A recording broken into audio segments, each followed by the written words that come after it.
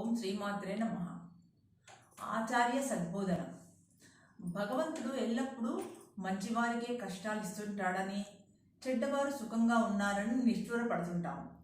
ఈ జన్మకు మనం మంచివారమే అనుకుందాము. కానీ గత జన్మలో మనం ఎలాంటి కర్మలు చేశామో మనకు తెలియదు కదా.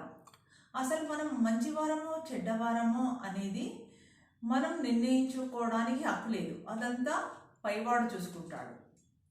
చెడును వీడి మంచి కర్మలు చేసినప్పుడు భగవంతుడు తప్పకుండా గుర్తిస్తాడు. భగవంతుడికి భక్తుడికి ఉన్నటువంటి సంబంధం ఎవరికీ అర్థం కాదు.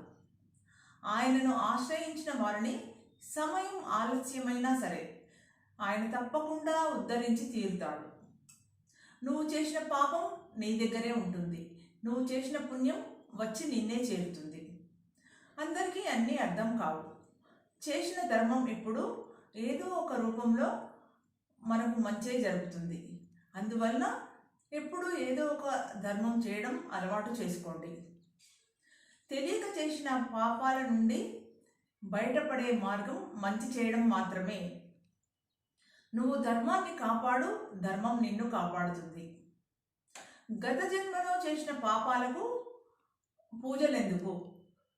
గత జన్మలో చేసిన పాప ప్రక్షాళనకు ఆ సర్వేశ్వరునికి త్రికరణ శుద్ధిగా పూజలు చేయాల్సి ఉంటుంది. కానీ కొందరు గత జన్మలో చేసిన పాపాలకు ఇప్పుడు పూజలు ఎందుకు అంటారు. ఆ పాప ప్రక్షాళనకు భగవంతునికి చేసే వ్రతాలు, నోములు, పూజలు ఇవన్నీ వ్యాధి వస్తే మాత్ర వేసుకోవడం వంటివి. తలనొప్పి వస్తూ ఉంటే మాత్ర దానికి సమాంతరంగా పనిచేస్తూ ఆ మాత్ర ప్రభావం వల్ల తలనొప్పి తగ్గిపోతుంది కదా.